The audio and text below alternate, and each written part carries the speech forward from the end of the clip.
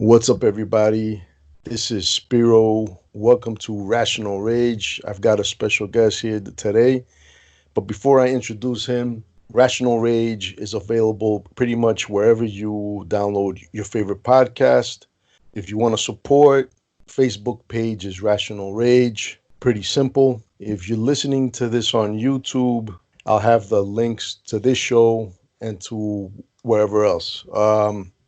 So go ahead, support us on all platforms via your favorite podcast platform, via Facebook and via YouTube.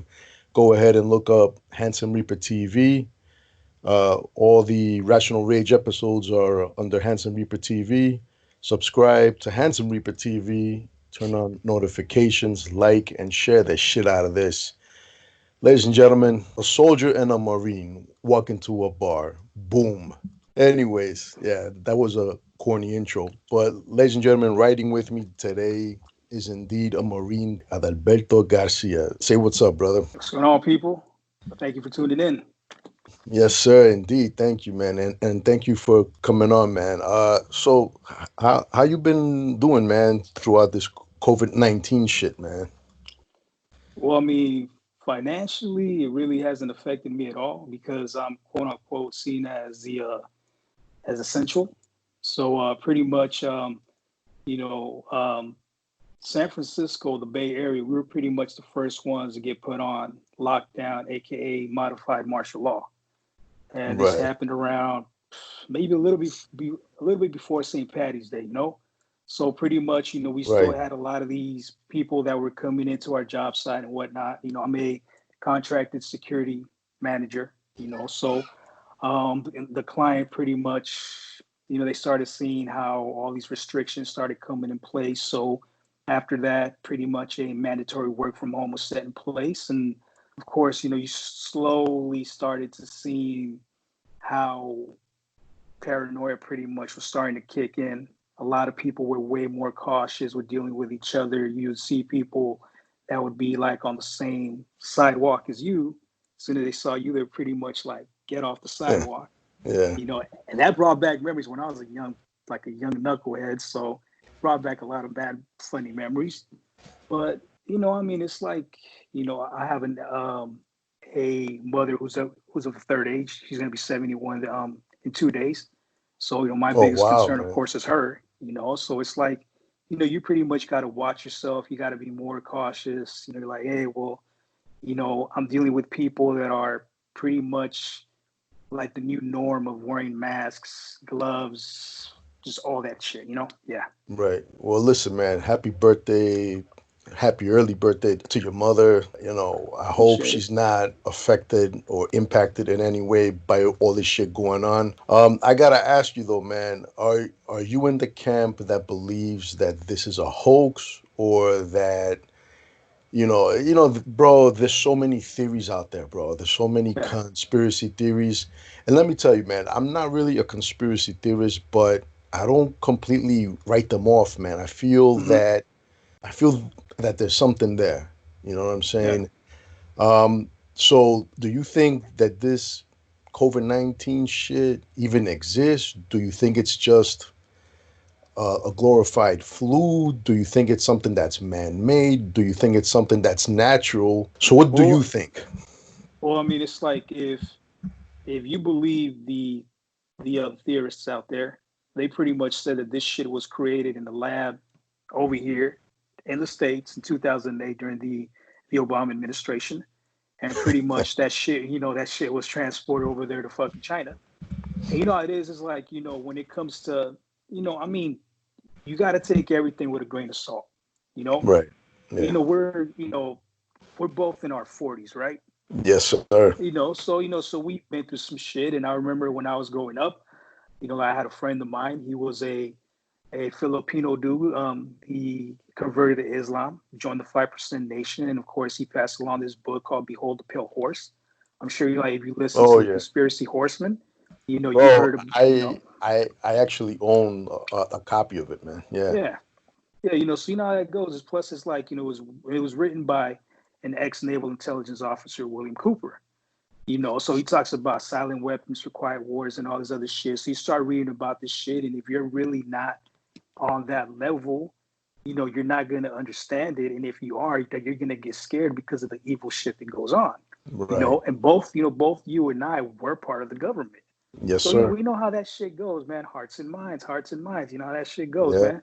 Dude. So it's like, um, to me, it's like there's not, the pretty much the media, whether it be TV, social, radio, podcast, whatever the fuck. It's pretty much code of this, code of that, code of this, code of that, and even commercials. Same shit, alone together. Boom, pretty much force feeding you that shit, shoving it down your throat and whatnot. And of course, like the Latino media is the worst ones because Latinos are extremely gullible and fucking ignorant. You know what I mean? They see Telemundo, Univision, whatever. They're like, holy shit, because they're easily manipulated. So they're like, hey man, did you hear that? That some fucking crazy ass Chino was eating a fucking bat, and there's boom boom, all that shit starts to fly. I'm like, come on, man, and it's just, it's some evil fuck that created that shit. I mean, pretty much, dude. We all know when it's that flu, cold season, whatever the fuck. They're like, hey, if you're a person with a weak immune system, you got to be careful. Make sure you get your immune shot because your flu vaccine because you're susceptible to pneumonia and shit like that. So it's like, no coincidence. This shit started to kick around, like during the wintertime, whatever.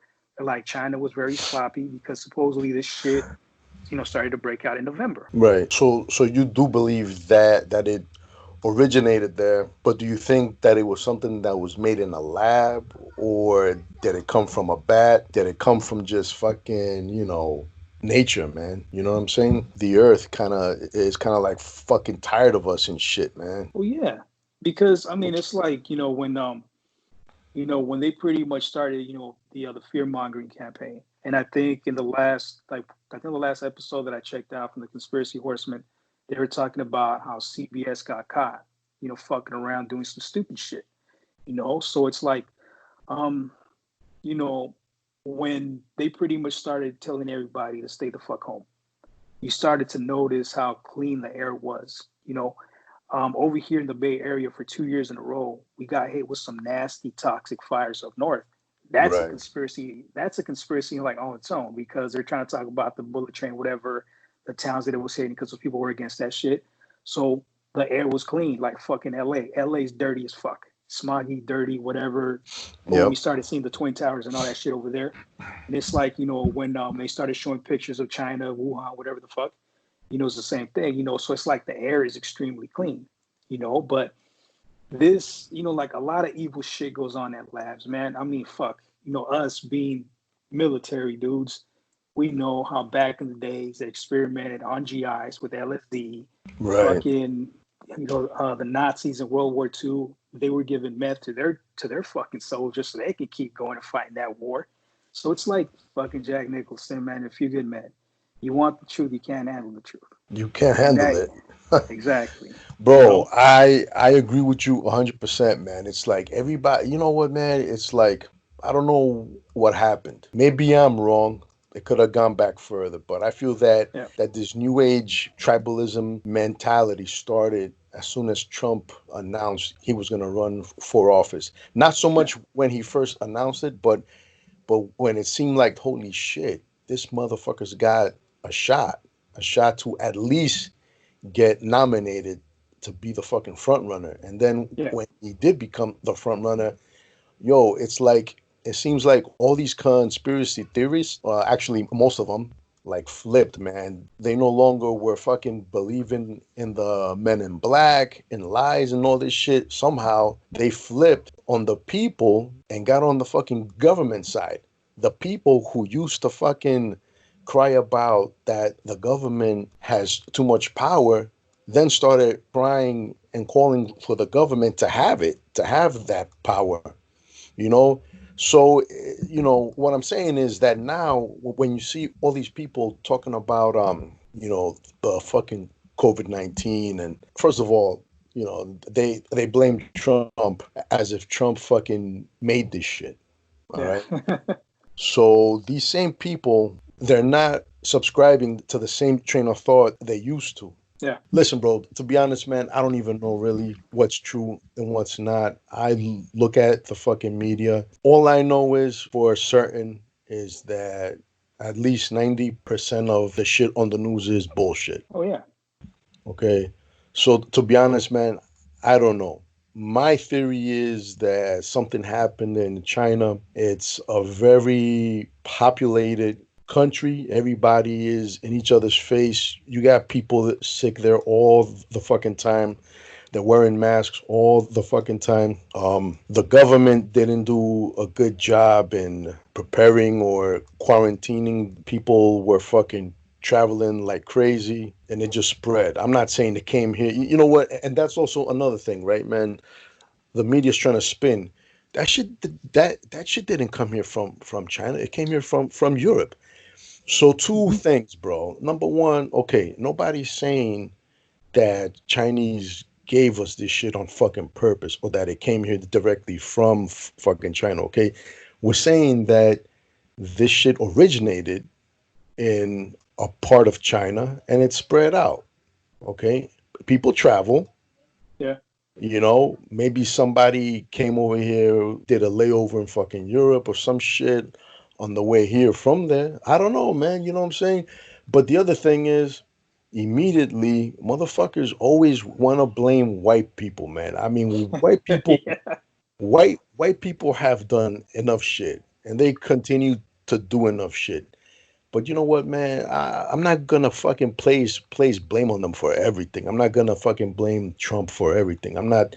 It's like I just hate when motherfuckers generalize, man. Got these fucking people talking about the fucking Chinese, bro. China's a huge fucking country. Yeah. Okay, you can't say it's the fucking Chinese fault. It's maybe the fucking Chinese government's fault.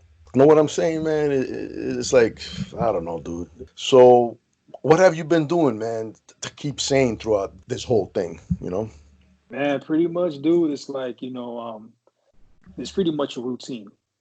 Fucking because my hours were cut. I went from working 40 full hours a week to 32 because they wanted to give some hours to some of my teammates because a lot of them were pretty much missing hours. A lot of them are because my team is pretty much the biggest team. So a lot of my teammates were pretty much laid off. So that's pretty much fucked up. And it's like with tech companies in the Bay Area, I don't know if it's the same in the East Coast or whatever, but it's pretty much monkey see, monkey do. It's like when one company started doing this, next thing you know, oh shit, fucking Google's doing this, boom, next thing you know, here's Twitter, Facebook, so on and so forth. So um, it's just like we went through phases. Like first they were like, okay, we're gonna come back at the end of March. So Right. here's fucking Governor Newsom. That cocksucker used to be the mayor of San Francisco. He's a piece of shit. Well, anyways, so this motherfucker's like, nah, you know what? I don't think you guys are ready. There's people still acting like idiots, going to the beach, whatever, fucking off. So fuck that. We're gonna extend it. So March became April. April is now fucking until like the end of fucking June, first or third. I don't know what the fuck, to be honest with you. And then of course, we get a pretty much a an email from the head lawyer of the company that I provide a service to, telling us that their employees are not going to come back until the 1st of September, and pretty much a lot of them have been given the authority, pretty much been told that if they choose to, they can continue working from home until the end of the year. So it's like, yeah, a lot of these a lot of these employees are entitled pricks, but it's like it's a normality. So it's like now you start to see things that are getting somewhat back to normal. I know you guys haven't fucked the most because of what you said, overpopulation. Yeah. So it's like, you get all that shit, you get a bunch of nasty shit. So boom, it goes from one spot to another to another to another. But pretty much, dude, is just coming home, doing what I got to do. Go out for a quick run, just get my mind straight. I can't do jujitsu, can't do Muay Thai because the gym's closed. So it's pretty much just trying to keep my mind active, trying to keep myself healthy because, yeah. I got you, brother. Let me tell you, man. Well, man, I haven't hit a gym in like approximately 4 to 5 years. And the last time I punched the fucking bag or I kicked the bag was Yeah, about 5 or 6 years. But yo, you know what, man? What do you think about the lockdown, man? Do you feel that it's unconstitutional? And if so, do you see it as sort of necessary evil, like for our own good? Because some people, are just fucking crazy knuckleheads and they're gonna do whatever the fuck they want. They don't care. They're gonna be all up in each other's fucking face, coughing, sneezing, breathing. What do you think, man? You know how it is, man. As you know, now as a Marine, as a soldier, we pretty much fight, die, bleed for the Constitution of the United States of America. So pretty much it's like when a country that brags about its freedoms and democracy and whatnot, then all of a sudden, like what you've seen in, I guess, what you could say, dictator style countries, as far as like, hey, some fucking asshole from the government telling you when to shit, when to eat, when to sleep, when to go out, when to do this, when to do that. You're like, the fuck is this, man? So it's like when you're a country that was built on rebellion, how the United States, fucking guerrilla warfare tactics against the British, fucking Right. those assholes up, getting that independence, being rebellious, and all of a sudden you have fucking Uncle Sam telling you, hey, motherfucker, you gotta, if you're gonna be out, you're gonna be out from X time to that time. And guess what, asshole? This fucking store is gonna close down at 8 o'clock at fucking night. You're like, what the fuck is this? So it's under, I'm not surprised that people are pretty much giving the government the middle finger because this government, like I told you in that email that I sent you, has forgotten about its people. Right. Yeah. You know what? I totally agree with you, man.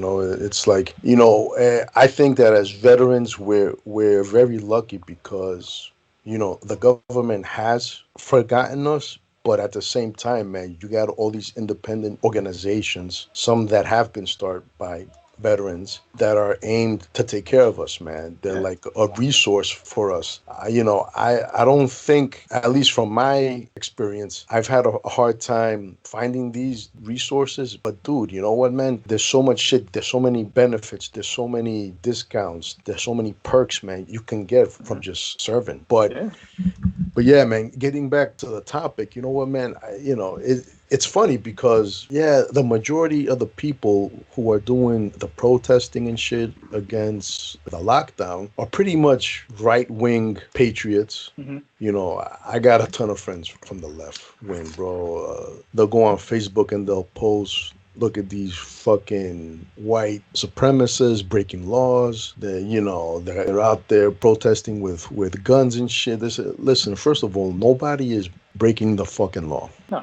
Okay, not every fucking redneck motherfucker with an AR-15 is a fucking white supremacist. Again, it goes back to fucking generalizing. Yeah. Nobody likes it when you generalize black people, Hispanic people, Yeah. Asians, whoever, right?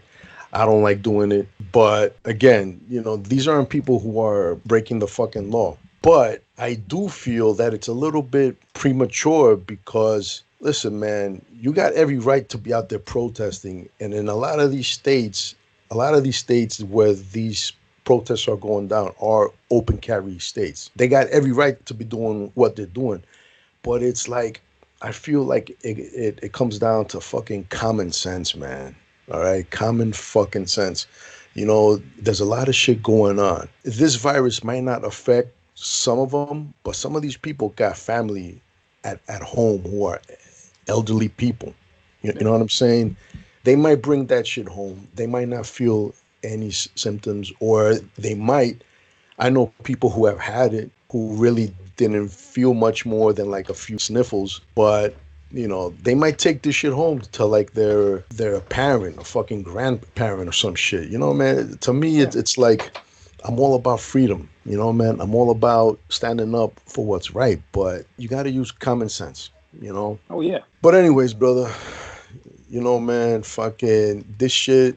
a lot of people are losing their fucking minds. You know, man. I'm sure you've been used to being Yeah. in the Marine Corps where you had to be on some kind of a lockdown, or maybe you was on fucking deployment somewhere. Like me, bro. There was times, man, where I had to live out of a fucking Connex, and I don't know if people know what a Connex is, but it's like pretty much those big metal containers that you Yeah. see on the ship. Yeah. So I would Yeah. have to Conex box. be, yeah, so I would have to be stuck in one of those and have nothing but a fucking MREs, water, no fucking Xbox, no PlayStation, no internet. Yeah. So now that I'm locked down here, man, I got the Xbox, I got the internet, I got my Netflix, dude. I'm fucking gold, man.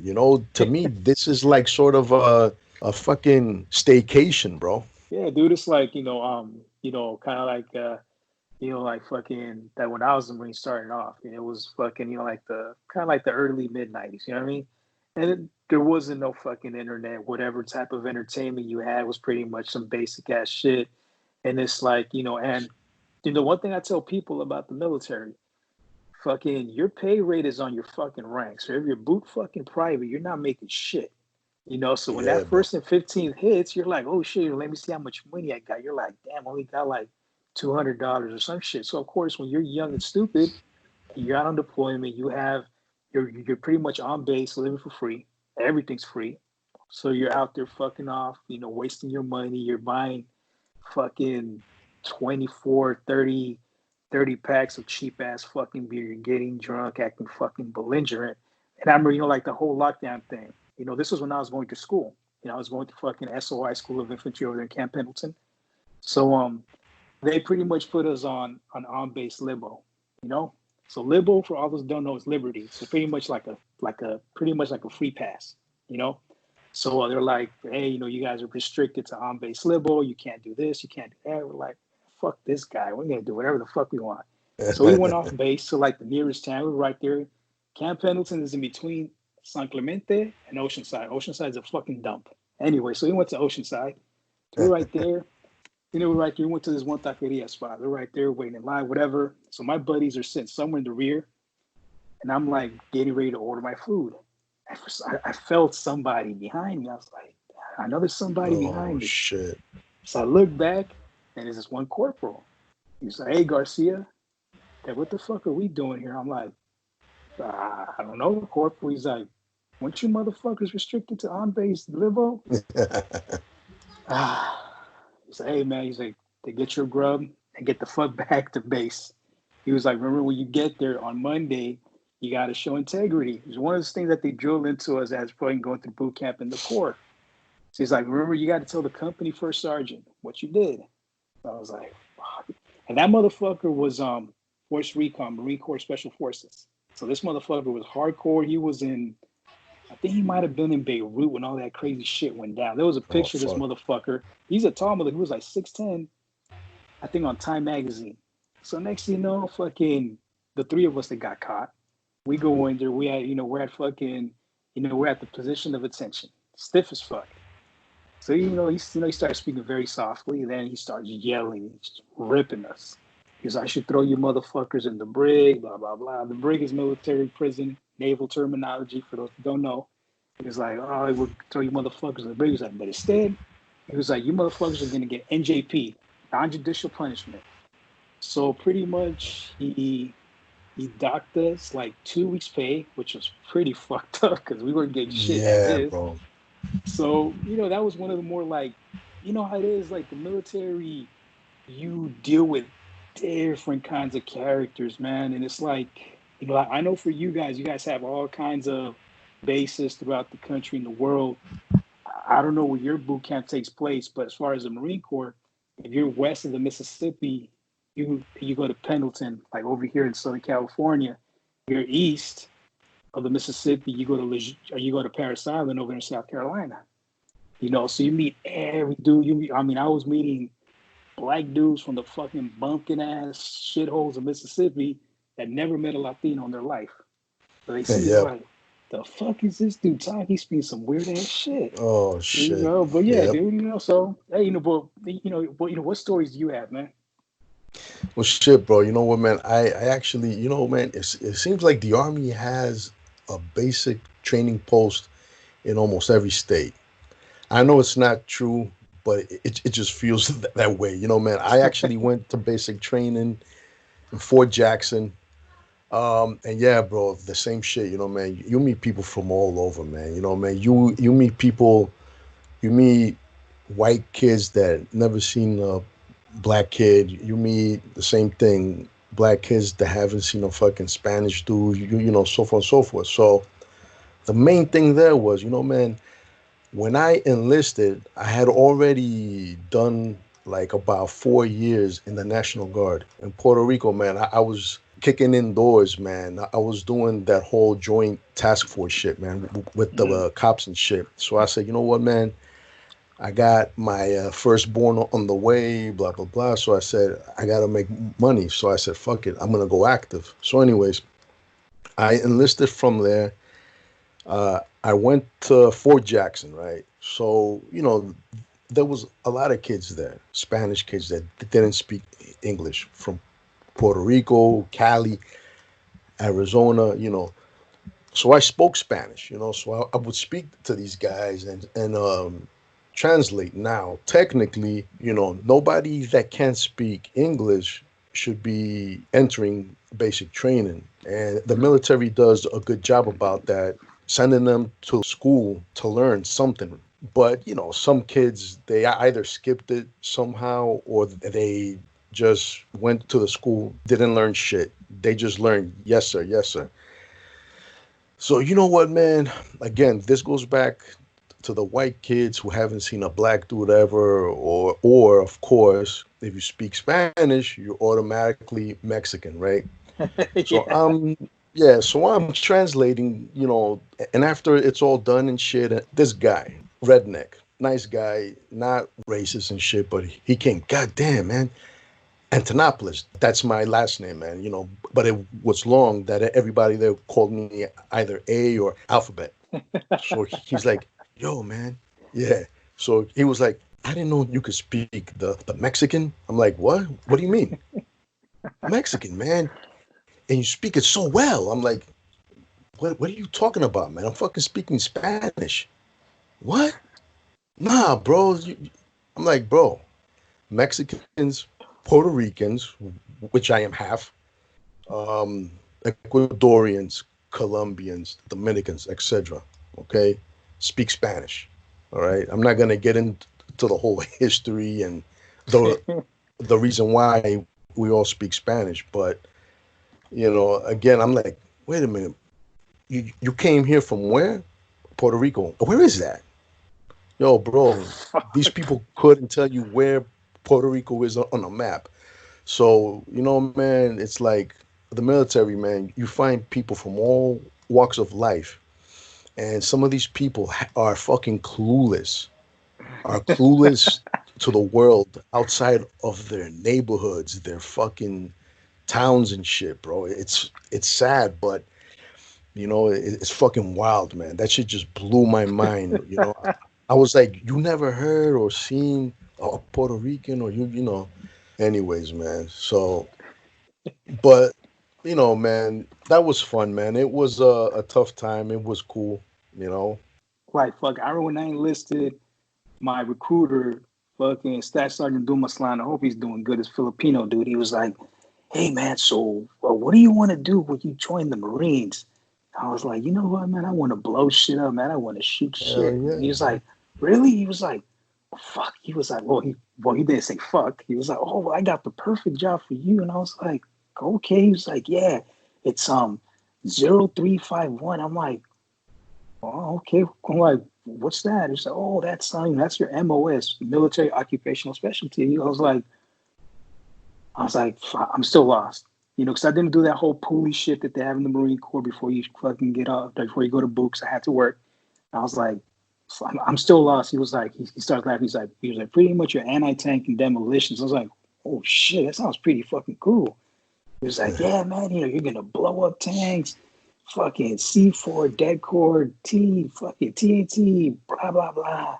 I was like, okay. He was like, yeah, so you ready to ship out? I was like, fuck. I was like, I got to talk to my mom because she had to sign off on the age waiver. I was like, hey, mom. She's like, well, you're not really doing shit. So, yeah, I think it's time for you to go.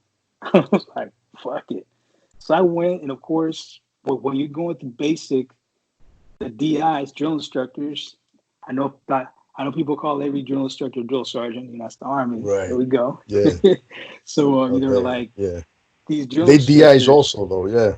Fuck yeah, man! Those all of our DIs were fucking Latino. All of them. All these motherfuckers, man. You had three motherfuckers from Texas. Two of them were Puerto Rican. One Mexican dude, and we had a fucking Guatemalteco.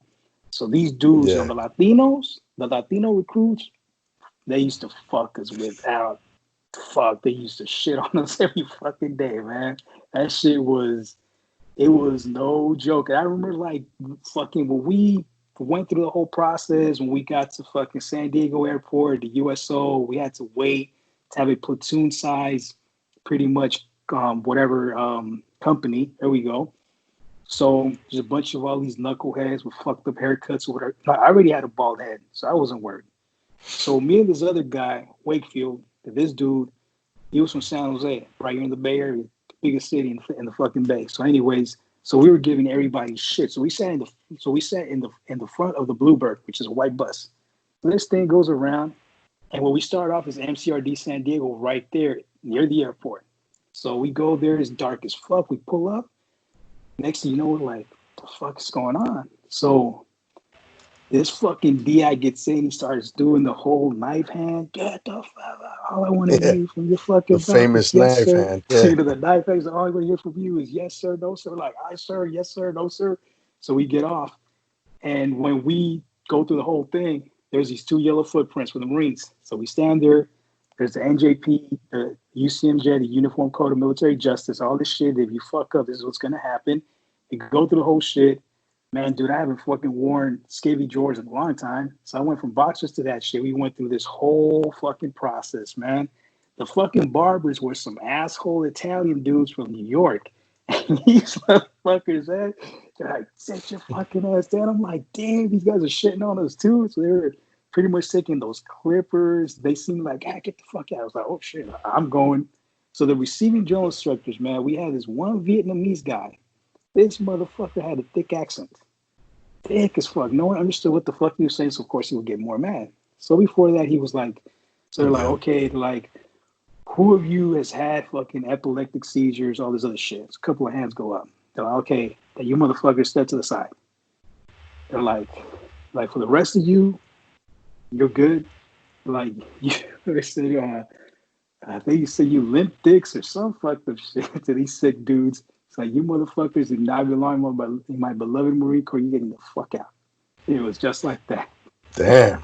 Yo, but these are dudes that actually went through fucking MEPS and shit. Yeah. Now I'm surprised because I'm like, how did these guys make it? Because you're Yeah. supposed to disclose any, unless these dudes got scared and started making shit up. Who Probably, man. knows? Yeah, but still, man, it's like you would think, man, they invest so much money in sending us there, Yeah. training us. It's like, come on, man. Man, save some money and shit. Man, cut these guys out of fucking maps and shit, Yeah. right? Anyways, Yeah. it's fucking crazy.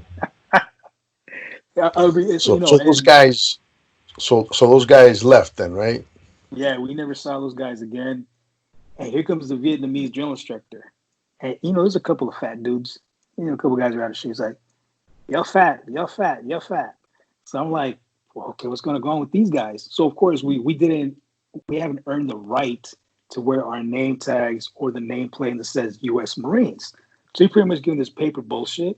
That's So the awesome, so man. the so the fat bodies had a stripe underneath their name. So these fat guys are pretty much given a ration of fucking salad, steamed rice, and water. That's it. If you fucked up, your ass was gonna hit the pit. That was that. And then we had like these two double rats. These motherfuckers were severely under double rats, double ration. For those that don't know, These guys were severely underweight. There's one tall fuck from Texas, and and so I don't know, dude. It's just like boot camp was just the stupid ass mind games they would play. Then they were like, then they were, then the journalists found out from the whole company that I was from San Francisco. San Francisco already has a reputation as is. Oh man. So there's one journalist character. He was, I think he might have been Portuguese. Last name was Teixeira, some shit like that. He's like, hey Garcia, I heard you're a fudge packer. Oh like, shit. You know, and of course you speak as yourself as third person. This recruit does not know what drill instructor such and such is talking about. Well, shit, you heard he like to suck cock. He like suck the golf ball out of a hose, and I'm like, what the fuck? Oh man, it's like, you know, people always ask me about, like, you know, about the military life, you know, and I always tell them it's like it's not for everybody, you know, because you have to be mentally tough to be part of the military. I don't know if it's the same thing with the soft ass chair force, because those motherfuckers live a good life. Damn, man, right? Bro, I'll tell you this, man. You know, definitely that. You know, man. If you're gonna go in, you either go in with thick skin or you develop it. Because if you don't, bro, oh, dude, they're gonna eat you up alive, bro. They're gonna cannibalize you, man. It's like, bro, the first drill sergeant or drill instructor that I saw as soon as I got off the bus was this motherfucker. You know, of course, you're always greeted with the fucking knife hand. And this dude is up in everybody's face. And my boy starts laughing. I'm like, what, man? What? So the dude's like, what's funny? What the fuck is so funny? And he gets in my face. And this dude's got like the biggest fucking watermelon head, a fucking jawline, and a chin that'll knock you out. And then, bro, I look at his name tape. Bro, his name tape read Head. So he was Drill Sergeant Head. And I'm like, yeah, no fucking shit, bro. Holy fuck. But I remember seeing people, they're not used to somebody being up in their face yelling at them, and they're not used to somebody putting pressure on them and shit. And you know, you got people passing out left and right from the fear, bro. And I'm like, what the fuck is going on here? I remember this one dude, the fucking drill sergeant was up in his face yelling, motherfucker, goddamn, rah, rah, rah. He's just like fucking solid, dude. There, like fucking frozen. And the fucking guy stops talking, and like he lets a couple of seconds pass, and the dude is like still there, like stiff as fuck. And he goes, boo. This motherfucker's eyes just rolled up and he passed the fuck out. Yo, and this is to fucking show people, man. This is for the people who think they got an asshole boss. This drill sergeant said, get this piece of shit out of my fucking way. Get him under that goddamn tree in some fucking shade, this pussy motherfucker. I'll tell you this, no matter what they did to us or what they put us through, man, at the end of the day, bro, they were preparing you for fucking war, bro. Yeah, okay? Exactly, man. They were preparing you for the fucking stresses of fucking combat, you know? Yeah. And not only that, but I'll tell you this, man. When I came out, I did 13 years and fucking change total. When I came out, life was a fucking joke to me, man. I'll tell you now, bro, the shit that fucking stresses me is seeing other people stress. I don't give a fuck what's going on around me, bro. But when I see other people bitching and complaining and fucking crying about their day and this and that, dude, it's like I literally feel like I want to shoot myself, bro. like that's what the military did to me. It so desensitized me to like 99.9% of the shit going on in the damn world that I lose my shit.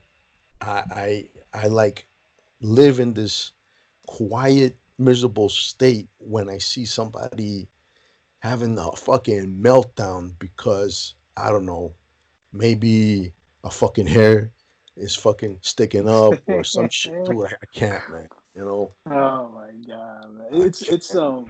like it is true, man. It's like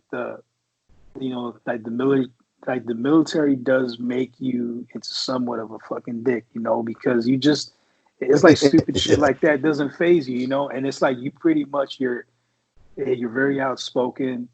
The stupid shit doesn't really get to you. It's just the dumb shit, the dumb whiny shit that really gets to you.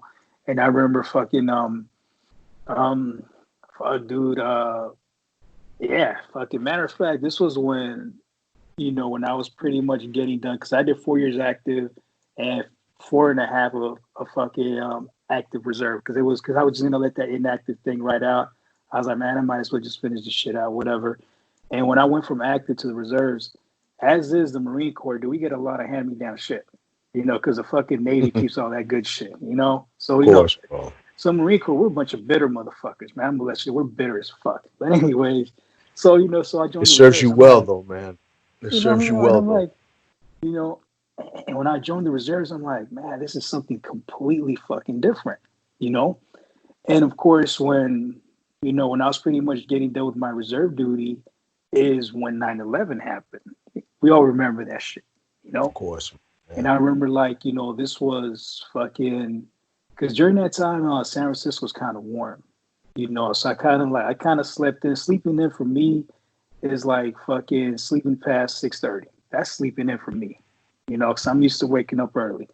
So I remember, I get a call. This was like not a cell phone. This was still landlines and shit. See the caller ID. It says U.S. government. I'm like, what the fuck is this? I started like, something was really going on. I was like, this is the weekend that I missed drill. What's going on? So I'm like, hey, let me pick up this phone. I'm like, hey, Sergeant Garcia. I'm like, yeah, it's me.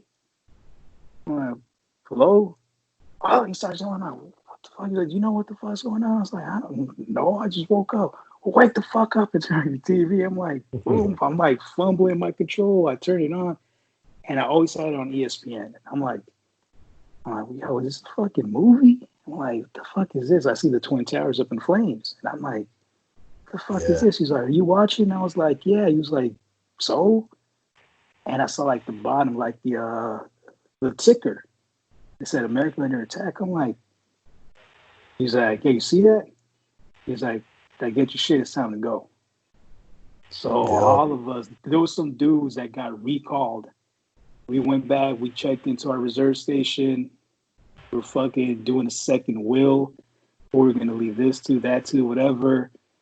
And pretty much, if you're infantry, you gotta go. It's time to be out there in the front line.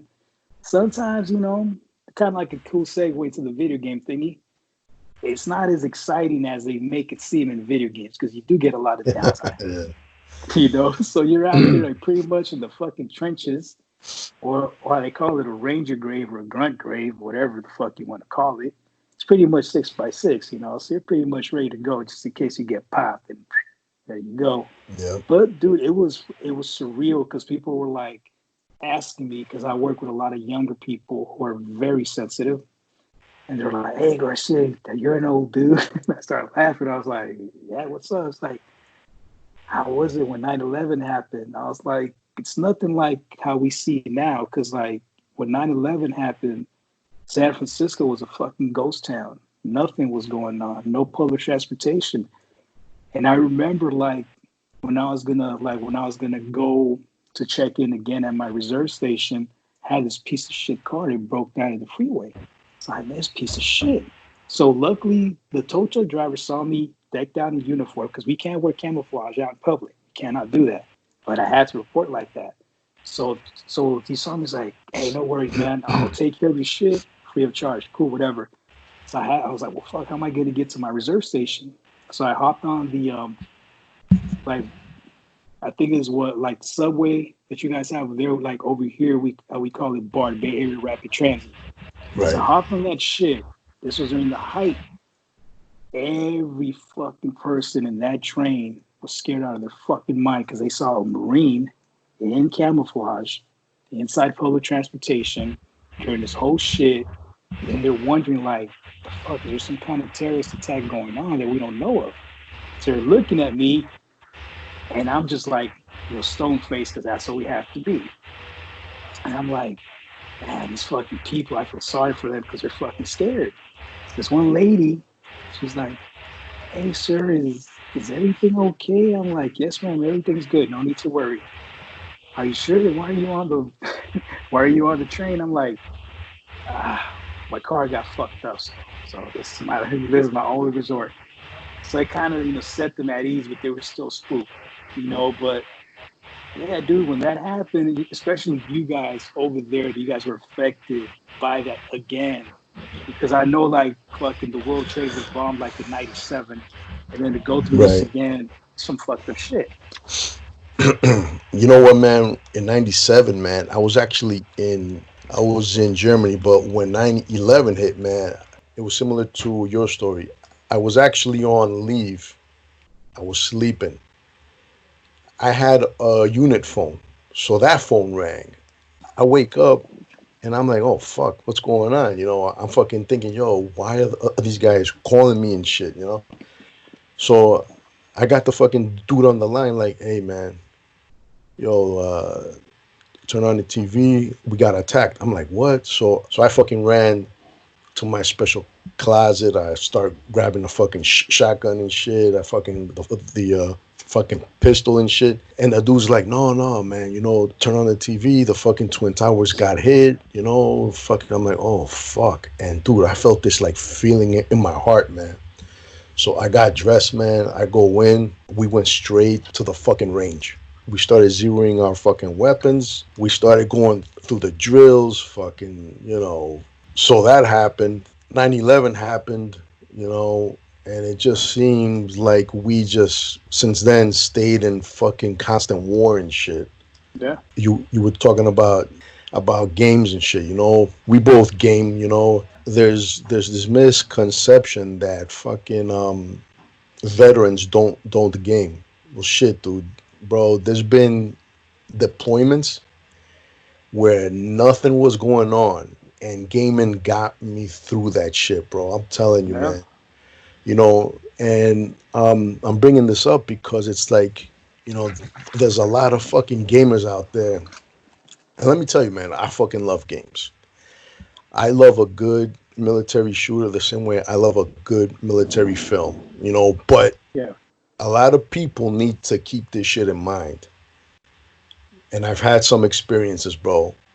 That shit is not at all like it is in real life. You know, when I hear a developer talking about, oh, that we're trying to bring you this immersive feeling of realism, dude, I fucking cringe. All right. Then you got these fucking chairborne rangers that want to talk about, that they play Call of Duty and all of a sudden they're an expert on marksmanship and on the weapon systems and that.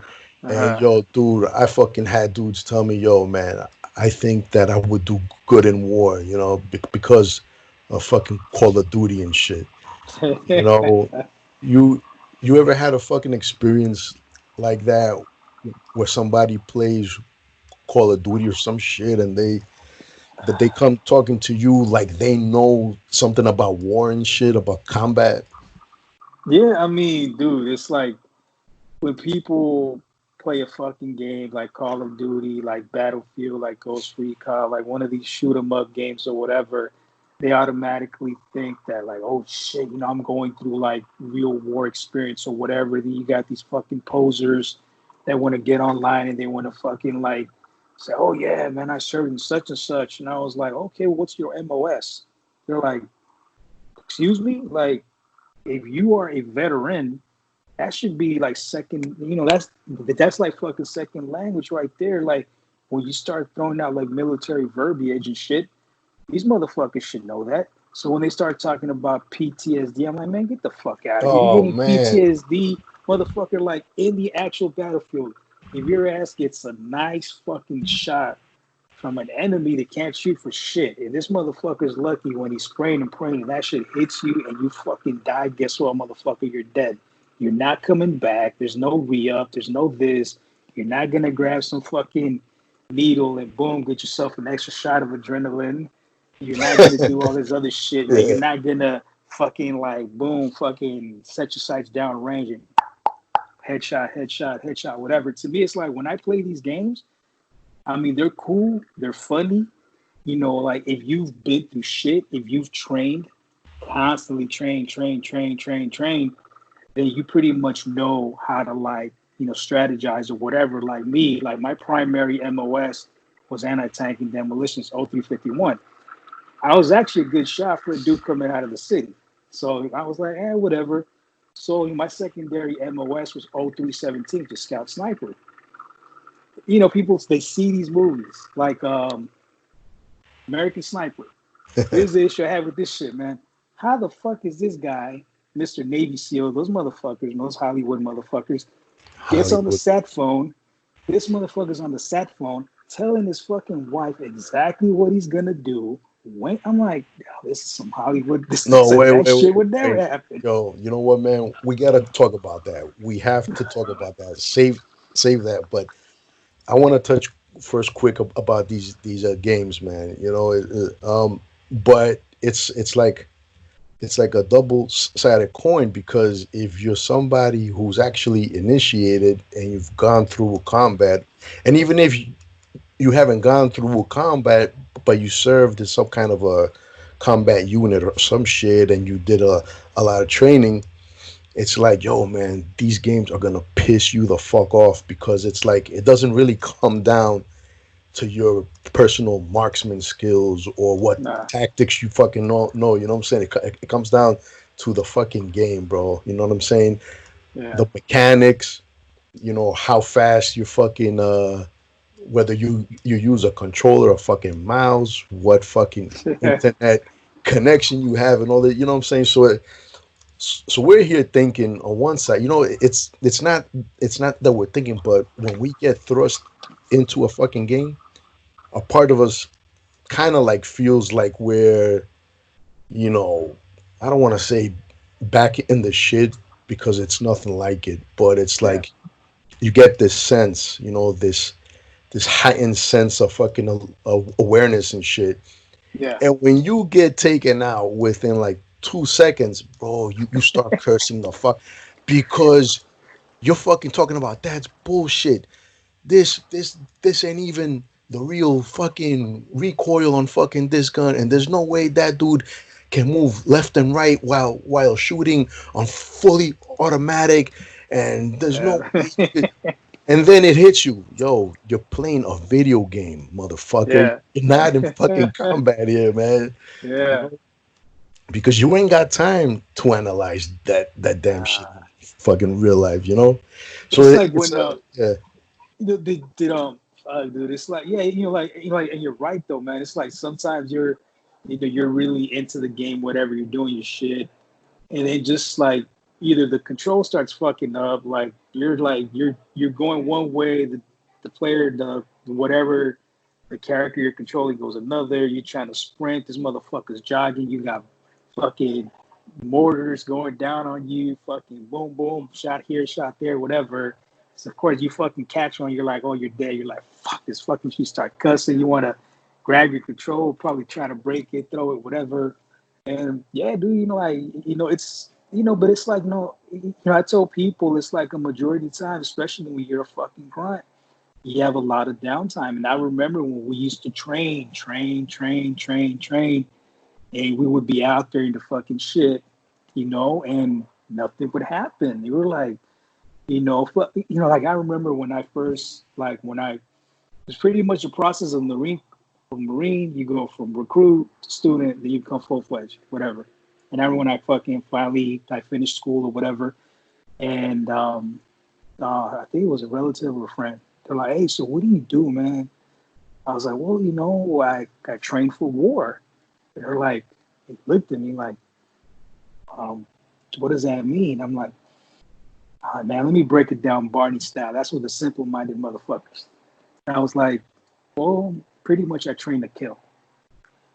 And they just gave me this look, and I'm like, that's the job of a grunt. They that yeah, that's what they teach you how to do, man. So it's like when you when you go into the military with expectations and they're not met, and then you play these games. I remember the first like kind of military shoot 'em up game that I played was Call of Duty World War II. When, the whole fucking island campaign. So it was just a bunch of stupid ass grunts at our barracks. We had those fucking old ass no high definition shit. Right, they're just playing, getting mad. We're like, fuck, and we were all thinking like, hey, you think this is how it's gonna be when we're out there? We're like, hell no, it's not gonna be like that, and it wasn't. But it's, I mean, sometimes it's an escape. It is. Oh, dude, it's a big escape. Matter of fact, man, I fucking read up somewhere that they've been, I want to say prescribing, but they've been suggesting gaming to some vets, man, to Mm-hmm. help them and shit with the PTSD and other stuff. But that's something that I need to read up on some more. But man, there's just so much shit that I catch in games, shit that I shouldn't be paying attention to, man. Are you like me? Do you fucking analyze every gun in these games and you equip this loadout according to what you know, to what you've had in real life, and you go out there and you're like, what the fuck is this shit? Why the fuck is this gun shooting better than this one? And what the fuck? Why are these sights like this? And why is the fucking recoil? Man. And two things, man. Two things. You forget it's just a fucking game. Mm-hmm. And number two, you might have had something that you tricked out with fucking special trigger, special gas tubes and shit. Man, there's a lot of shit, man, that you get mad about in fucking games that you don't think about. Yo, it's just a fucking game.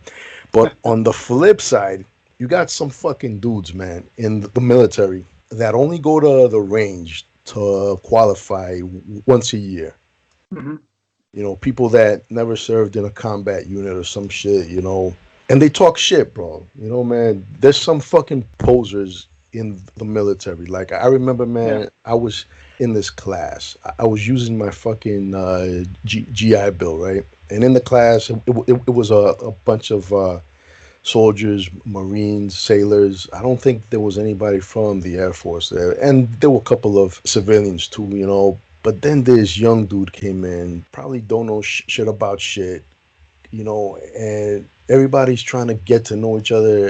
Everybody's going around shaking hands, talking about their service branch and all that shit. And this dude, he was adamant on talking about Call of Duty and shit. And everybody's staring at him like, what the fuck, man? All right. I mean, yeah, it's cool and shit. But anyways, the civilians there, they were like, oh shit, yeah, yo, man, you must be good at that shit, man. And this dude's like, bro, there's no way with my gun skills, he fucking says, with my gun skills, there's no way that I'm going to lose in a gun game. Now this motherfucker's never been in combat, probably never shot his shit unless he went to fucking qualify yearly. And if he was in the National Guard, the Nasty Guard, as we call them affectionately, somebody probably went and wrote in, a passing mark and sent that shit up. And I held my fucking tongue. But, bro, then he started talking about some shit and he started throwing out terminology that he had no idea what it was. And this was a motherfucker that you can tell he never lost a friend, a brother, a comrade, who's never had to deal with fucking actual combat stress. And he comes out and he starts talking about how badass he is and how he can lead a fucking platoon. Yeah. I fucking got up and I lost my shit because there were some people in this class who were like me that lost friends. That when, Yeah. people who have lost limbs and shit, Yeah. who have lost eyes and shit. And this Yeah. dude is here trivializing everything. So, bro, I lost my shit. But it got to the point where I had to be escorted out. I was so mad, bro, that I was like about a second away from fucking attacking him because when you get so mad that you can't get a fucking word out and shit, it's like automatically the only option that's left to you at the moment is boom. You know what I'm saying? Fucking strike him down and shit. I Yeah. had to fucking leave, bro. Yeah, dude. It's like I remember when we were pretty much like when 9/11 happened.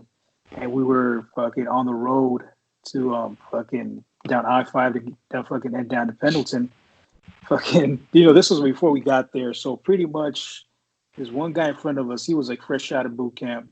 So he was right in front. This dumb fuck was not paying attention. Boom, boom, boom, like a little fucking, just little fucking chain reaction of just cars just fucking hit each other from the back. So all these civilians are driving past us, and they see all these Marines are getting out of their fucking vehicles, in full camouflage. So they're looking at us like, the fuck just happened with these fucking Rudy, with these, I'm assuming they probably said soldiers. Like, what do I mean with these soldiers? Yeah. So here comes like, the company gunny. This motherfucker was cool dude. He was such an asshole. He was a funny guy. So he comes out and he was like, hey, are you assholes okay? Right? Yeah. They're like, let's go. Get on your fucking vehicle. Let's get the fuck out of here. And I remember telling this story to like, to just, fucking civilian people that I've worked with. They're like, wow, he wasn't all like consoling. I was like, nah, we don't console each other in the Marine Corps, man. That's just the way it is, especially if you're a fucking grunt. They don't give a fuck about you. Yeah. As long as you're okay, you can suck it the fuck up and continue Know what going. it is? You're Bro, good. yeah, know what it is, bro? It's not that it seems like that. It seems like if we don't care about each other, man. But it's that we're so desensitized, right? And we have probably the darkest humor Yeah. than anybody else in the planet. And some of it is a fucking product of what we've gone through and what we've seen. And it could also be seen as maybe a coping thing. Yeah. I mean, dude, look at this shit, right? We did some cold weather training. We were riding our snowmobiles, right? So I'm like my first time. And in the military, it's baptism by fire. They'll give you a small block of instructions, and then they'll be like, all right, do it. And then do it, and then do it a million times, 2 billion times until you fucking get it. Yeah. So these are the guys, they've done this shit. This was my first time. I'm in the back, bro. They're fucking gunning it. They're laughing at me, man. They're fucking cracking jokes at me. So on the way back down the fucking mountain, bro, I was like, yo, fuck these motherfuckers, bro. Dude, I kicked that shit. Rah! Bro, I fucking passed them. I turned around. I flipped them like, fuck you, motherfucker. And they're like, I mean, I couldn't tell, but, somebody started to do this. I'm like, so I was like even louder, fuck you. Fuck. Bro, I turned around. I'm like, oh, fuck. Bro, I went off the side and I thought, shit, I'm about to plummet like, I don't know how many hundreds of feet to my death. But thank God there was another bank of snow and shit, man. I fucking crashed land in this snow. My fucking helmet cracks and shit, and I'm just laying there. Next thing you know, these dudes come, man. They fucking jump off their shit. They start to pick me up, bro. And the whole time that they're trying to save me and shit, bro, they're fucking cracking the fuck up, dying. They're fucking like laughing their asses off, bro. Like Yeah. I'm here, bro. I could be dead. They're fucking cracking up. Yeah, but man, that's just it, man. It's like everything I've fucking gone through, man. And I've gone through some shit, man. And eventually, I got some stories that I would like to fucking share. Cause at the end of the day, man, it's not about glorifying me or being like, hey, look how badass I am. It's like I want to let people know that no matter what you're fucking going through, bro, if you're going through hell, keep on going. Cause at some point there's gonna be a fucking light at the end of the fucking tunnel. You know what I'm saying? But it's very hard for me to get offended. It's hard for me to feel, bad. Not, I do feel empathy, but there's some shit that I just cannot feel bad for, man. And sometimes, unfortunately, the fucking downside to it is that there might be a situation that you look around you and you see people feeling a certain way and you feel bad because your heart's not weighing down as much as everybody else's. It almost makes you feel inhuman, but it's not because you do care. You just show it a different way. You know what I mean? You know, yeah, like it's pretty much, like what you're saying. You see people that are, going through some shit, because they're not as, probably, not as, as mentally tough as you are, And there's been times where, where I had to check myself because I'm like, I'm not in the core anymore. I can't talk to these people like I would Right. somebody that's of lower rank, because, there is repercussions. These motherfuckers will call HR, file a grievance against you or whatever. And I remember, just recently, I have a couple of teammates that kept whining and whining, but and it got to my, I'm like, hey, you know what? I'm gonna tell you motherfuckers like this. You don't have to be here if you don't want to. If you feel uncomfortable, stay the fuck home. But guess what? You're not gonna get paid. You got bills to pay. Guess what? You're gonna be in debt. So if you don't want to be here, let me know. Get the fuck out of here. Stay the fuck home. I'll get some people in that want to work your hours, and that's that. Are we good? They're That like, fucking simple, yeah. they're like, they're like, yeah, sorry, Garcia. I'm like, no. I understand, but this shit's getting annoying. I was like, there's not one. I was like, there's people out there that would want to be, that would give anything to be in your shoes, to make money, to have that peace of mind for the meantime, And it's like, and I had to check myself because not everybody was in the military. We can't call somebody whatever the fuck and Yeah. expect it just be like, hey, cool, or just fucking just take it as is. There's people out there like, it's like the new society, the new society that we live in which they pretty much try to like shove everything down your throat. I remember somebody asked me like, hey, so what do you think about female infantry? I started laughing my fucking balls off. And like, what's so funny? I was like, this is the reason it's not gonna work. They're like, when you become a POW, you're pretty much, they tell you under the Geneva Convention, like, okay, you're only authorized to give your name, rank, social, that's that. Whatever else happens, it's gonna happen. It's fucked up. That's just the way it is. If you're a female, they can do more shit to you than they can do to a man.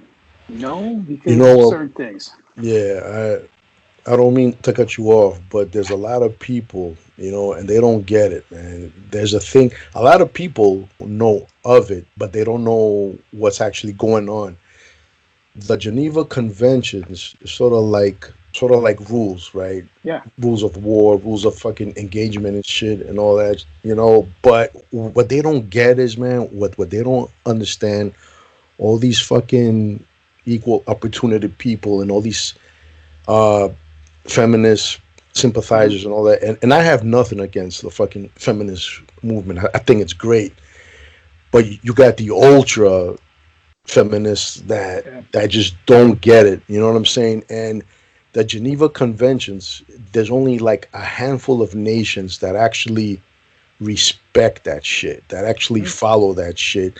And even though there are some bad apples that break those rules, we actually enforce laws and judgment against them. Yeah. Where you got other nations that, bro, they'll take the Geneva Conventions and they'll wipe their asses with it. So these women, man, it's like they don't get it, man. And the ones that think that they do get it, no, actually, the ones that do get it, it's like they need to save face. They can't break their fucking character, bro. They're like, well, I can do anything a fucking man can, so I can go to war, and if I get killed, I get killed. If I get raped, I get raped. I'm like, are you listening to yourself, you stupid bitch? You know? Yeah. Like, what the fuck are you talking about? Yeah. Right? Yeah. Oh, dude, it's fucking crazy, man. It's fucking nuts. And then, yeah, you were talking about that. Women in the infantry, women in the SEALs, women Mm. in special ops and fucking general and shit. There's dude, we can dedicate a whole show to that shit. To why Oh yeah. it's not a fucking effective It just won't work. Yeah. But when I was at first group, there might have been someone in the office somewhere, as an admin maybe. But I never saw them at a range or at a fucking kill house and shit, or or going forward and shit. Yeah. I want to go into some emails here, man. Oh yeah, I got let's get him going. I got some emails here, and I got some here that are actually directed to you, man. Oh yeah.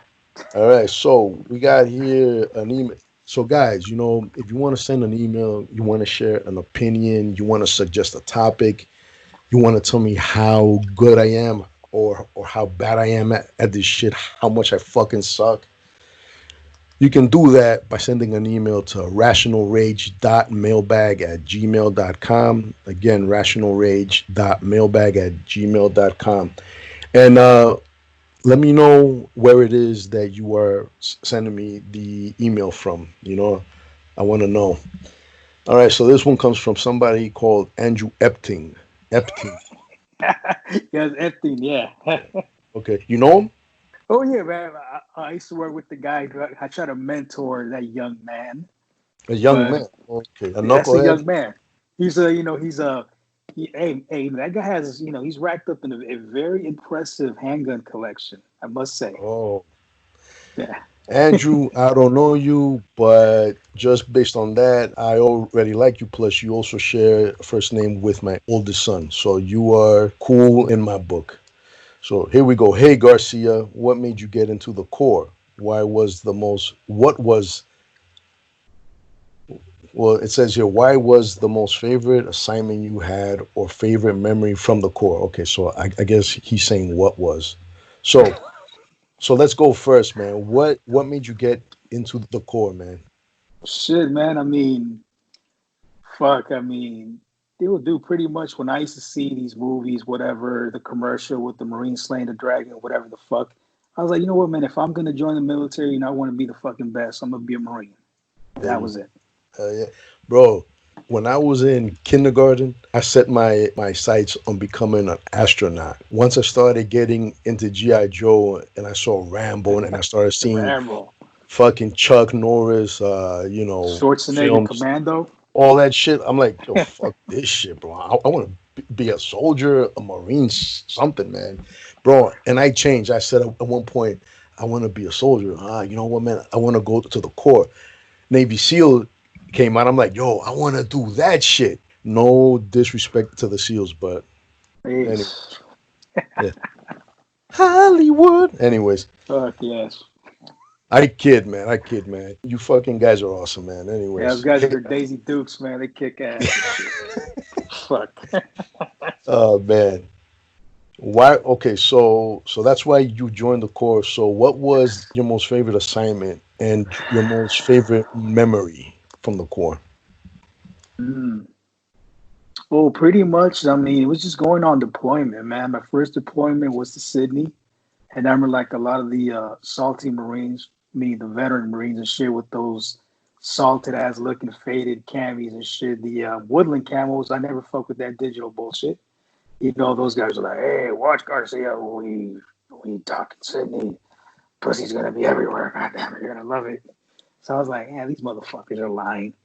So we got to see Shit. this. You see, I'm like, holy shit, like, man, these are some beautiful fucking women. These Australian broads are fucking bad as fuck. It's like, what I mean? For going on deployment, didn't matter.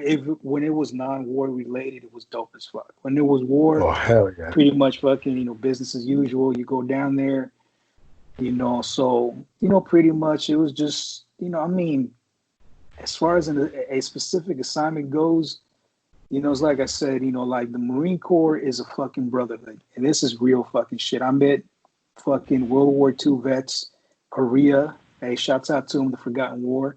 Fucking Yep. Nam, Gulf War, whatever. And you meet them. These guys can be way older than you, but you share that common bond as a Marine, as a fellow, hey, that's my brother. I have your back. You don't even know this motherfucker, but him being a Marine, you have each other's back. So it's like it's not a specific assignment, but it's just that camaraderie that's never gonna die. Yeah.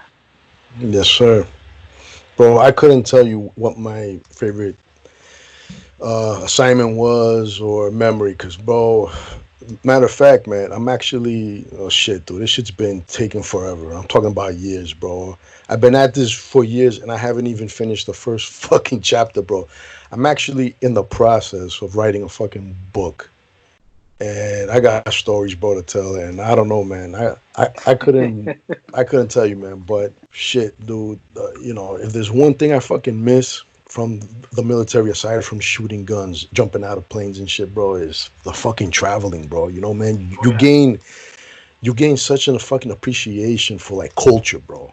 You know, culture. yeah. If you have an open mind, because man, there's some people who are just fucking dumb, ignorant motherfuckers, bro. And Oh yeah. if you get a chance to fucking travel, you don't even have to be in the military, but if you get a chance to fucking travel and go somewhere you've never gone, or go somewhere where a lot of people can't go, it's just you gotta get the feel of everything, the food, the language, the fucking culture, man, everything, man. Do it. Oh yeah. But all right, so we got another one here from. Wait a minute, from the same guy, and okay. This one's titled "Podcast Question Part 2." Again, from our friend Andrew Epting, aka L2G. Yeah, What that's is that? a all right. So this dude, that's a yoke. He's a yoke motherfucker, man. This guy's buff. So when he came in, he's a lefty. Now you and I, we're fans of Donnie Brasco. We're Oh yeah, that whole shit. So I'm yeah. like, you know what, man? I'm gonna call this motherfucker Lefty Two Guns. So the Nice. only, so the only one that understood that was this other dude that knows like he starts laughing. He's like, oh, that fucking Garcia always that with the nicknames because I give people a lot of nicknames and shit. So I'm like, you know what, Epstein? I was like, your last name is kind of hard to pronounce, just like my first name. I was like, fucking, you're Lefty Two Guns. So I for love sure, it. it's L2Gs. So there we go. That's Lefty Two Guns. That's awesome, man. What were your number five most inspiring and thrilling moments of your career in the Corps? Would you ever think of going back in the Corps to this day? So yeah, Mm-hmm. man. So what are your number five?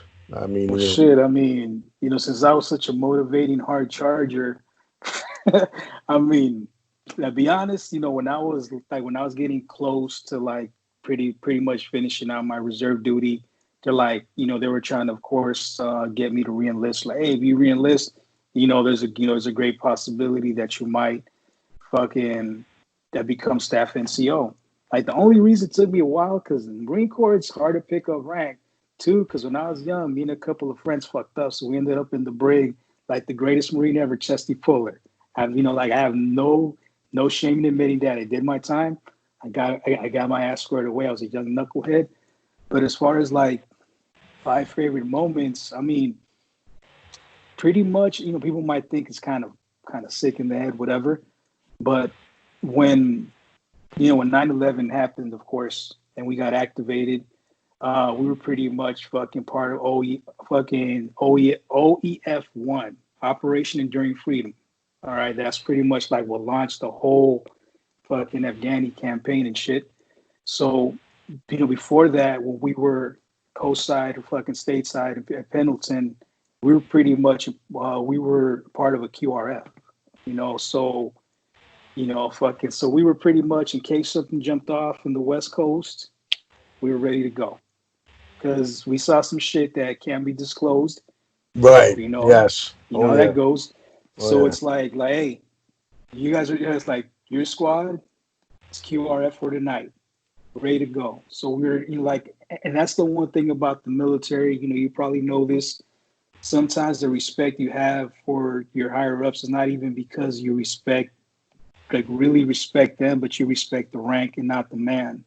And Right. that's the one thing, Yeah. when I had guys under me, I wanted them to respect me as a man, not be like, well, he's my superior, so I'm Yeah. obligated to do so.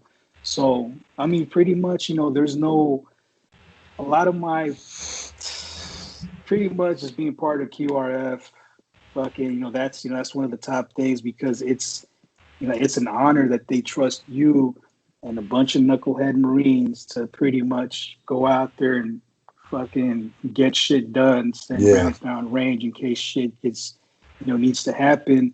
Probably one of my top memory was when I was going through boot and they were like, if you guys win the initial drill, Okay, because drilling was big in the fucking Marine Corps. I was a guide, the platoon guide for about 2 days. I fucked up on the drill movement, so they demoted my ass to whiskey locker recruit. All right, so we're going through this whole shit. We win it. Where they're like, okay, like, oh, you sons of bitches are lucky. You're actually gonna go and get some libo, and we're gonna go to old Jack Murphy Stadium where the Padres used to play. All right, so you got a bunch of fucking boot motherfucking Marines. I mean, our marching was on point because we didn't want to embarrass ourselves in front of a bunch of nasty civilians. So we're going in to win the upper fucking deck, and the Padres are playing the Reds. All right, so they go through the whole, we're right just sitting down as me and this dude, he was from the Bronx. Fucking he migrated to Texas from the Bronx. He had that accent, whatever. So he and I were talking. His name was Gonzalez. There we go. So one little ass kid comes up to us. And I'm like, what the fuck does this kid want, man? And he was like, thank you, sir. Thank you for protecting our freedom. I'm like, what the fuck? And that's when it hit me. And then his grandfather comes along and he's a World War II vet. So he's like shaking our hands and he's like, I know you guys are recruits, you're not Marines, but hey, thank you, appreciate it. I was like, wow, that's some fucking shit. Yeah, So I'm bro. like, okay. And then fucking the national anthem gets played, we're boom, cock locked and Yeah. ready, man. And then the Marine Corps hymn that plays. And every fucking body, including the players, fucking saluted us. And that's some dope shit. That's like the Dude. type of shit that Wow. no one can relate to. And I'm like, that's probably like my top memory of being a fucking Marine right there.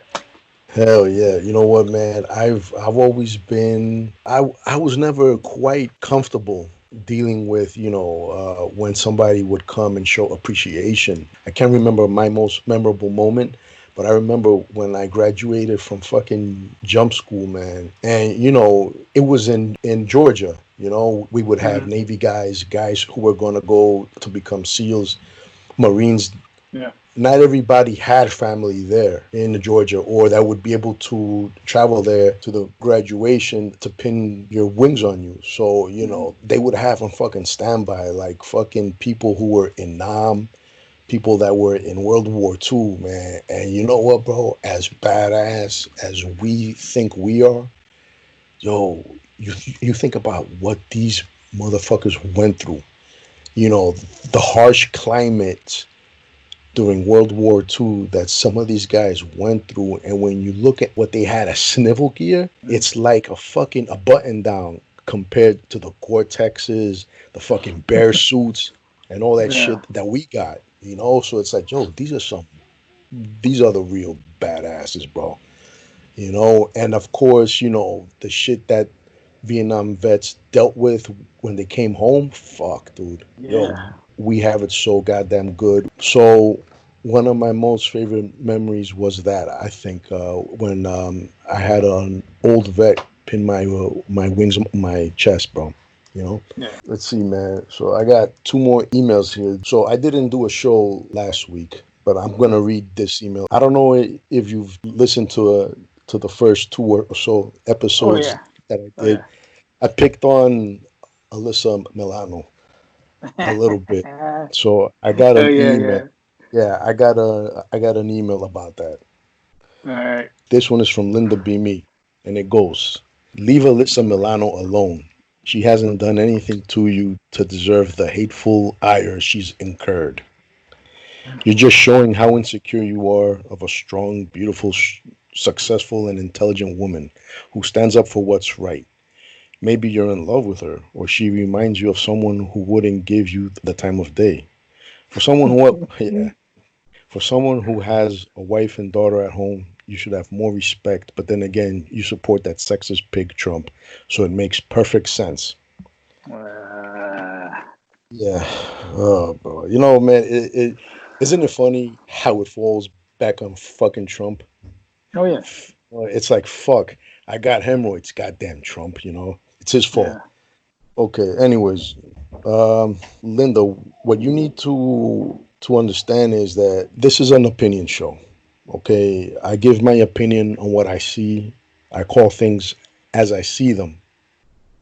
Maybe I'm wrong, okay? But when I see her and I feel that she's being a fucking hypocrite, when she's being fake, I'm gonna call her out on that shit, okay? Yeah. Um, I'm here to give my fucking opinion on everything, that I see going on in the world, including the actions of these celebrities who, can't stop putting their fucking feet in their mouths, Yeah. Um, but she wants to talk about her being a beautiful, strong woman or something that stands up for what's right. Again, she's a fucking hypocrite, okay? Yeah. I mean, where was she all those years? You know, people like her, people like Oprah and shit, all these other celebrities, you know, look, man, my fucking opinion of the Me Too movement is this, okay? I feel that it's a legitimate and noble cause that has been hijacked by a bunch of fucking celebrities Hmm. that are either has-beens and want to stay in the limelight, and celebrities who want to push a political agenda Yeah. because for some reason they are the moral compass of society. Oh these yeah. fucking these fucking hypocrite coke addicts, these Yeah. fucking assholes that want to talk shit about gun control, but yet they go in movies and they play some badass dude that takes out an army of bad guys with the guns. So it's like, if you're gonna be against guns, if you're gonna be for gun control, why don't you make a movie where you don't use a fucking gun to take down a fucking bad guy? Oh, I'll tell you why. Because you fucking can't. Because not everybody fights fair, and sometimes a fucking gun can in fact save the fucking day. You know, Yeah. and she brings up my wife and daughter. Listen. First of all, my wife's a fucking queen. She's a strong woman who has a great head on her shoulder. All right. She doesn't crumble up, and she doesn't blame the fucking world for her fucking problems or for how much money she makes. Okay. And my daughter, my 4-year-old daughter, has more fucking intelligence and common sense in one finger than you and Alyssa Milano put together. So, anyways, I hope you fucking keep listening. Thanks. Oh man. Yeah, fucking so stupid, bro. Anyways, and our next email comes from yeah, this one here. I picked this one out because I felt it was one that you would probably appreciate. All right. Yeah, this one comes from Pete the Meat. I don't know if he actually has a big dick or if he's trying to fucking compensate. I don't know, but Pete the Hey, you Meat. never know. Pete the meat. Yeah, All right. or maybe he's a butcher. I don't know. Yeah, yeah, he Anyways, probably is, man. yeah. So get this, man. All right, you're just a wannabe Joe Rogan, but you're a Mexican ass, and we talked about that earlier, Yeah, right? yeah, yeah, we did. Yeah. Yeah, so you're just a wannabe Joe Rogan, but your Mexican ass is more like that phony ass Carlos Mencia. You don't know what you're talking about, and I can barely understand a single word you're saying. Either learn English or press 2 and do your show in Spanish. Bro, I want to applaud you because that last line was almost fucking witty, but not really. All This, right. I mean, bro, I mean, listen, this man. dude. Yeah. I mean, if your fucking handle wasn't Pete the Meat, you might get a little bit of respect. But first of all, come on, dude, Joe Rogan. Joe Rogan, that motherfucker, he fucking sold out. He's not what he used to be. Second of all, man, not every fucking swinging dick out there that speaks the fucking Spanish is Mexican. We're a group of a lot of beautiful, dope ass people. Indeed. So come on, Pete the Meat. Hey man, go fuck yourself, Pete the Meat. Yeah, Get the bro. fuck out of here, man. Either learn English or press 2 and do your show in Spanish. Listen, bro, if you want, I can do it in Spanish. I could do it in Greek.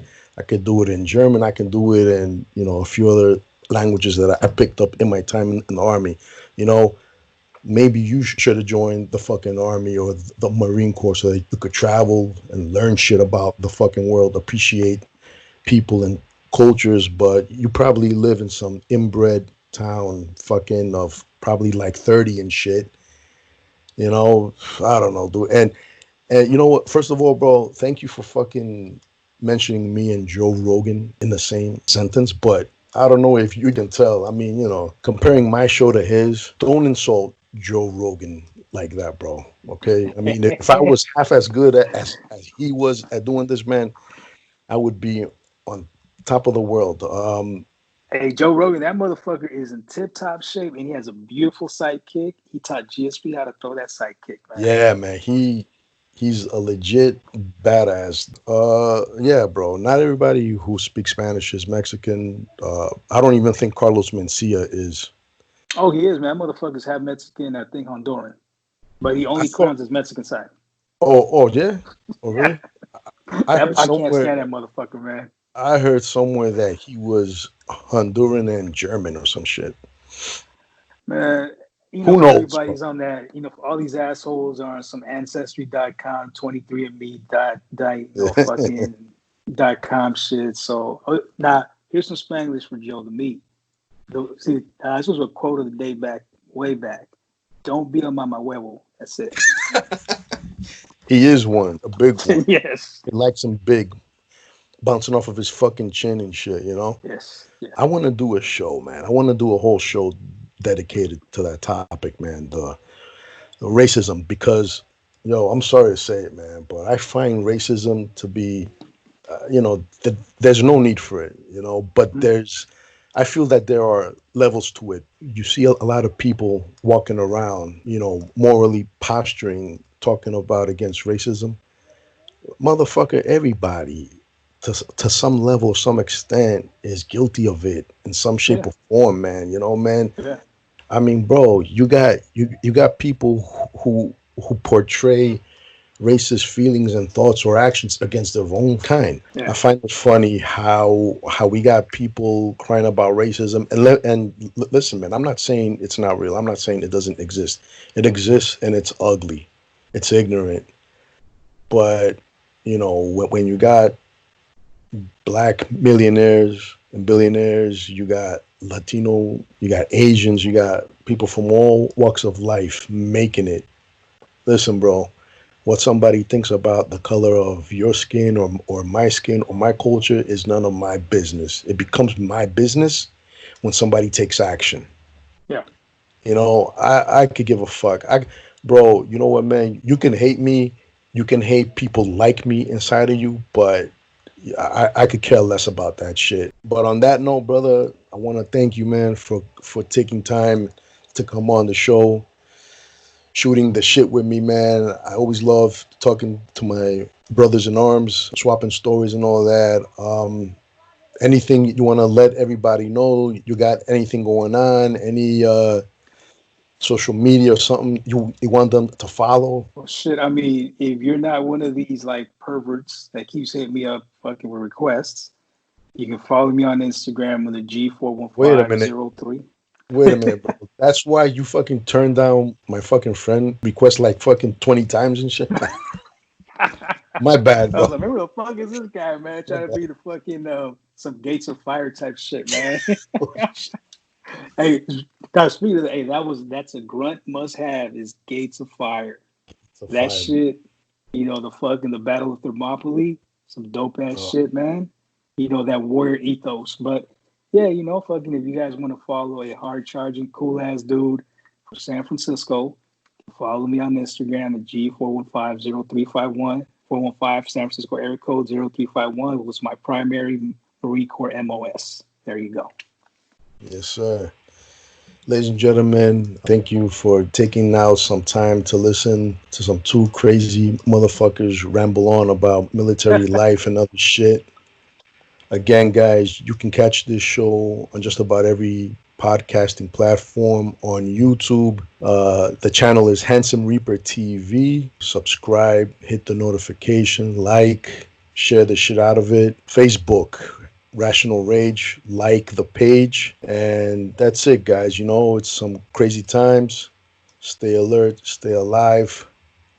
Rational Rage over and out.